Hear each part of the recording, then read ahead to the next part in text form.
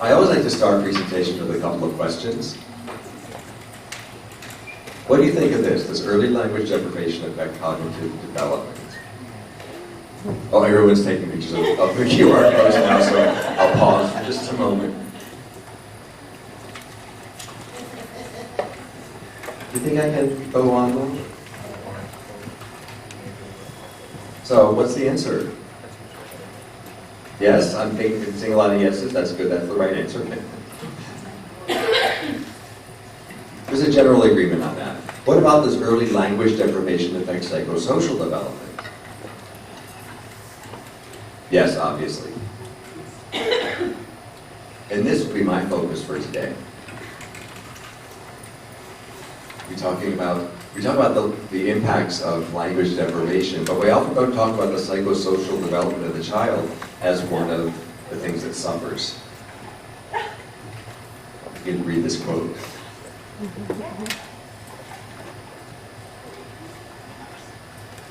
Without full access to language, the child's privilege of social communication is taken away.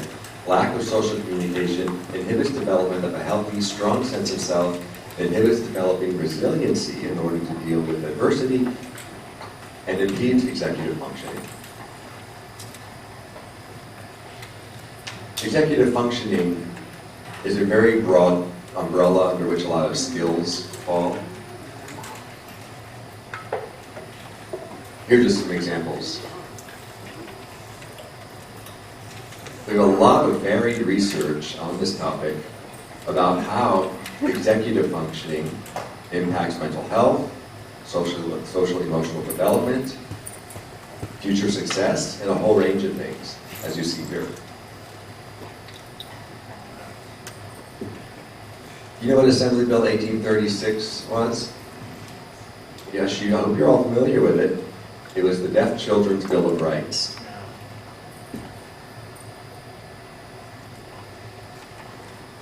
It was considered one of several critical steps in the state's effort to provide deaf and hard-of-hearing children with a quality educational system.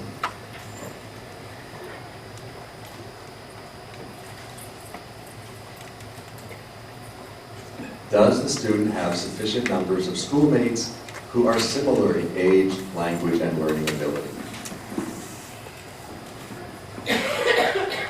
It's not just about having an interpreter in the room, but do they have a critical mass of peers who are alike in these ways?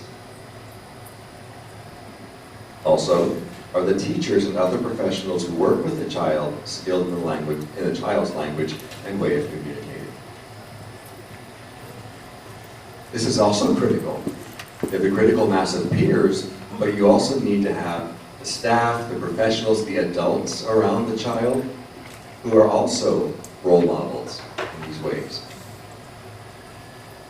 They need to be able to communicate the child's language. They need the child to be able to look at them as role models.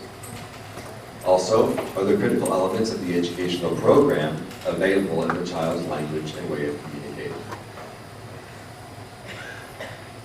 Putting an interpreter in the room may not provide the child with access to all of these potentials that they might have within the educational environment.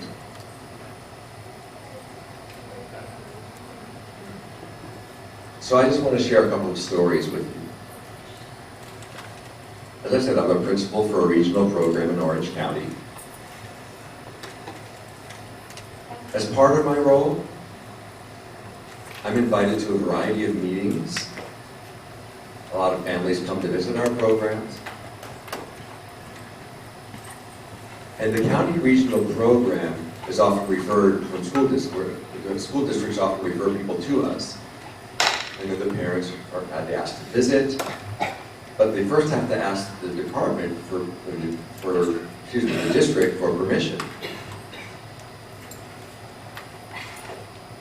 So about a year and a half ago, there was a situation where a family came to visit the middle school program.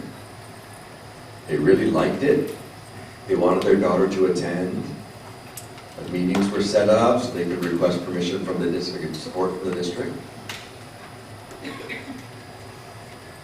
And this was an excerpt from a letter sent to the parents. basically declining their request. And this is how it was worded. And that's how, just the start, there's more to it.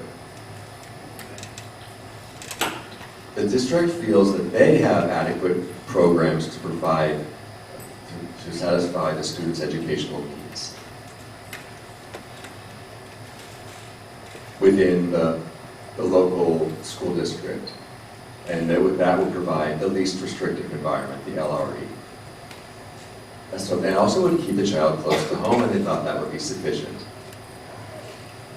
But they went on to say, and again, I'm just bringing this to you word for word from the letter. Please go to the next slide. Why don't you just read this yourselves?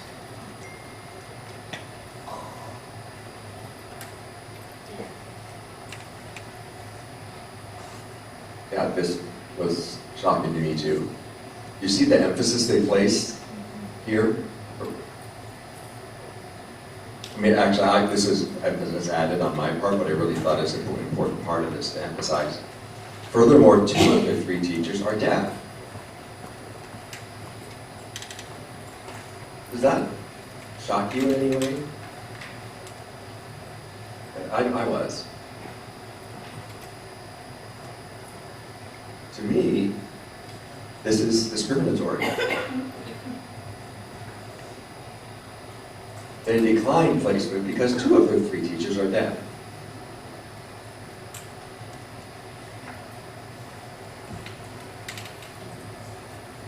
It's just something that should be thought about throughout today. There's a lot of information out there that we can all share with each other, but this is a thing that happened. And this is the kind of things that we in the field are faced with. Next.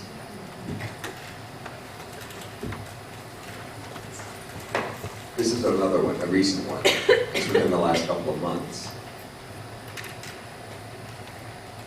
An 8th grader was recently referred to Venado. The student had some history of behavioral issues, which I'll be expanding on a bit later. Had been educated in oral-only programs throughout their educational career. On the IEP, it was stated that they read at a 4th grade level. When they got to our program, we saw that was not the case.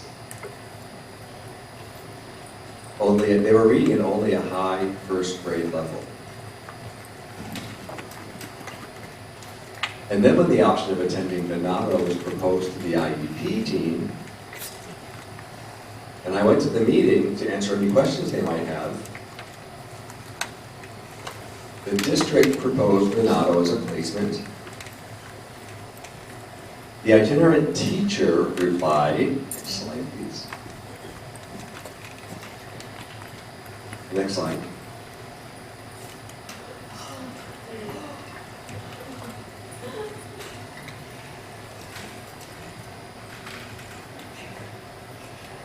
The itinerant teacher was hearing. And this was their response in this meeting, this IEP team meeting.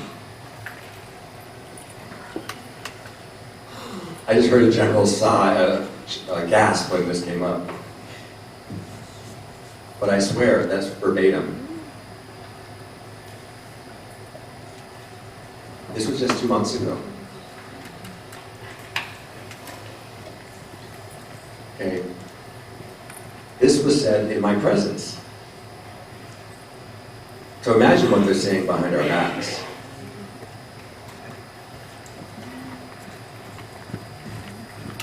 And this goes back now to the Deaf Child's Bill of Rights.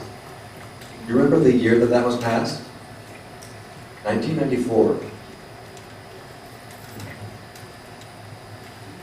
This was said in 2020. This was 25 years, 26 years later, and the mentality persists.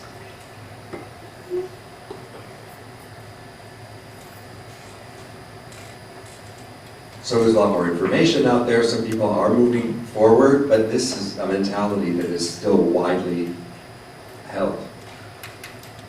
Keep that in mind as we progress today.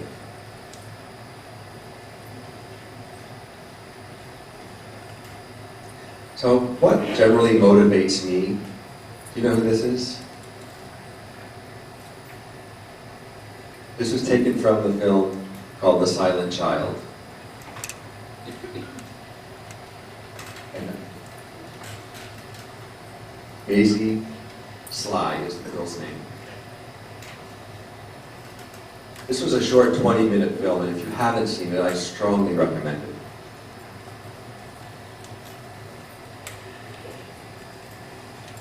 This is a 4 to 5-year-old girl, deaf, struggling with language issues. Her family was assigned a social worker to help her be ready for kindergarten. The social worker started teaching her sign.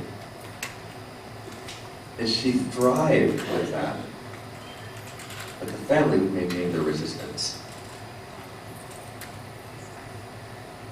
And this is at the end of the movie when she started school.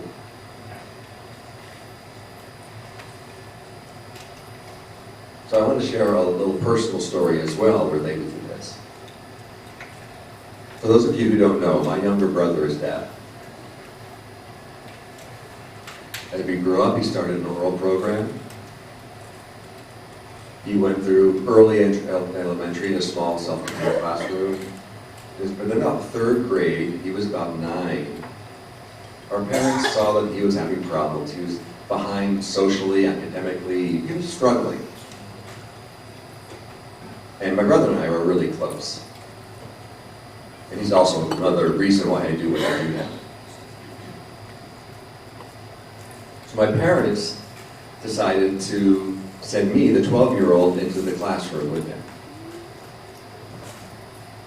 So I sat and observed the class. I was just quiet, watching things. And I saw this, him struggling. But then when recess time came, all the kids ran out to play, and my brother, what did he do? He just went up and threw himself against the wall and then stayed there. I couldn't believe that that was happening. That's what my brother was going through, and that's what he did every day. So since I was there, of course I went up to him and I said, look, I would play with him that day. But I was heartbroken. That's what he was doing and had been doing every day.